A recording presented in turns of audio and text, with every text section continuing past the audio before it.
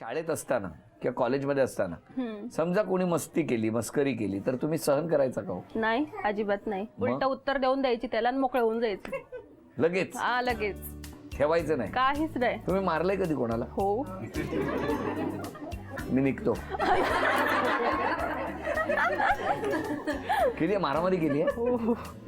काय सांगता? लहान असताना? लहान असताना नाही, 10वीत असताना कम्प्युटर क्लास लावलेला मी.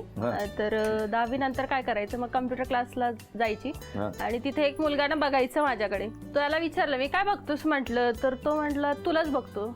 जी जे बॉटल होती ती बॉटल घेतली आणि फेकून मारली त्याला. तो दुसऱ्या दिवसपासून क्लासलाच दिसला नाही. बऱ्याच जणांना आता सैराट मधली आरची तसंच दिसतंय सगळं. आरची आणि परशा. बरं आता मला सांगा, लग्न कसं जमलं? Arrange marriage. कसं काय हो? कारण तुम्ही आता कुठे, तुमचं बालपण यवतमाळ. तुम्ही अमरावती, मग जमलं कसं? एक दिवस म्हणजे माझ्या तर विचार असाल तर म्हणजे मुलगी बघायचा विचार असाल तर वेगळी कहाणी आहे, जमलं ती वेगळी कहाणी आहे. मग आधी बघायची कहाणी सांगा. ऍक्च्युली माझा मोठा भाऊ आणि मी सहज बसलो होतो घरी. अरे काय करायचं, आज बोर होत आहे, तुला कुठंतरी जायचं आहे. ठीक आहे चल. मग त्याची कार काढली, फिरायला निघालो असं रोडनी. त्याचा मित्र होता एक. मी जाता आम्ही काम करा म्हणे, एक मुलगी आहे म्हणे यवतमाळला, बघून घ्या. म्हटलं ठीक आहे चल. मग टाइमपास म्हणून ते पण बघून घ्या म्हटलं आपण. म्हणजे असंच फिरायला जाता जाता तर एक मुलगी बघितली. मग तिथे आम्ही, मग आणखी एक फोन आला, म्हणजे भावाच्या मित्राचा फोन आला की आणखी एक मुलगी आहे म्हणे, ते पण बघून घ्या म्हणे. मग तीही होती. मग तिकडे गेला? हा, मग इकडे गेलो. पहिले दुसरी बघितली. पहिली टाइमपासला बघायला गेलो. आधी तिकडे गेलो, मग इकडे गेलो होतो. मग त्या दिवशी काय झालं? एकमेकांना बघितलं? हा, बघितलं. तुम्हाला माहिती होतं येत आहे कोणतरी?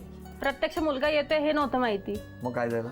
हे गेल्यावरती पप्पांनी विचारलं तर कसा वाटला मुलगा. म्हटलं ठीक आहे, काही प्रॉब्लेम नाहीये. आणि मग तुमचा होकार कधी कळवला तुम्ही? मोठा भाऊ म्हणे मुलगी एज्युकेटेड आहे, चांगली शिकलेली आहे, तर मग तू हे कर. म्हटलं ठीक आहे, तू म्हणतील तसं. मग तसं हो म्हटलं. मग बरं आता ते दुसरं काहीतरी तुम्ही सांगणार होता कहाणी. ती झाली मुलगी बघण्याची कहाणी. ते कहाणी म्हणजे लग्न आमचं जेव्हा हे झालं, एंगेजमेंट झाली, त्याच्यानंतरची कहाणी आहे. तिने सांगितलेली बरी राहील तुम्हाला. काय हो सांगा. एंगेजमेंट झाल्यानंतर ना यांनी म्हणजे सरप्राईज देण्यासाठी ते यवतमाळला आले. तर मी एकदम शॉक, हे कसं काय घरी आले एकदमच. तर मग आले ॲज युजल, पप्पा वगैरे सगळे भेटले वगैरे. तर मग दिवसभर सोबतच आम्ही हे घरातच म्हणजे दिवस गेला आमचा. नंतर मग म्हटले की चला संध्याकाळी बाहेर जाऊया. तर मग बाहेर वगैरे गेलो आम्ही फिरायला. मेल्यामध्ये गेलेलो. दोघेच? नाही, दोघे. यांना असं वाटायचं की दोघंच जण सोबत जाऊया, पण माझे बहिणी भाऊ सगळ्यांना सोबत घेऊन मग सगळेजण सोबत गेलेलो. आणि एंट्री पास असते ना, एंट्री पास काढलेली आम्ही 6-7 जण होतो. तर 7 जणांची काहीतरी पास काढलेली. तर त्याच्यातले यांनी 2 पास फाडून फेकून दिले आणि म्हणती 2 पास कुठे गेले. मी म्हटलं सगळ्यात तर मी काढले. आणि त्यांना मुद्दामून त्यांनी फाडून फेकले ते मला नंतर कळलं. पण त्यांना माझ्यासोबत परत येऊन तिकीट काढायची होती, यांना पुढे पाठवायचं होतं आणि म्हणून ते फाडून फेकून दिलं त्यांनी ते 2 पासेस.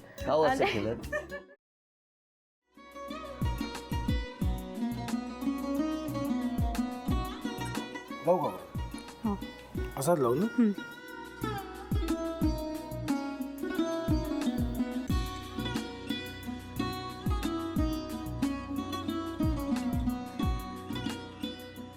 आता काय करायचंय? आता आपण ड्राय स्टफिंग दुसरं काय करणार आपण त्यात? आपण ह्याच्यात मेयोनीज न टाकता बाकीचे सगळे साहित्य टाकायचे. अच्छा, हे सगळं.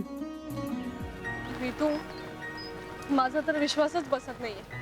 म्हणजे अगं बहिणी आमचं लग्न व्हावं म्हणून किती प्रयत्न करत होते आणि ते सगळं करताना की शिवच्या आम्हाला माहिती पुरवते. नाही, मला नाही वाटत. गौरी खूप चांगली आहेस गं, म्हणून तुला सगळं जगच चांगलं दिसतं. पण शिव उगाच बोलला असेल का? त्याच्यावर विश्वास नाहीये का तुझा? शिववर पूर्ण विश्वास आहे मी माझा. पण तो आता हे जे काही करतोय ना, म्हणजे निशा बहिणी समोर त्या राधिका सोबत फिरण्याचं नाटक वगैरे, ते त्याचा काही उपयोग होणार नाहीये. अगं असं कसं म्हणतो? अगं नीलिमा, जतीन भाईंचा कॉल आहे. हो माहितीये. रिसीव कर ना. अगं बघ कट झाला. आता तू रिसीव्ह केला नाहीस म्हणून ते मला करतील. अब पुन्हा आला बघ. घे बघू.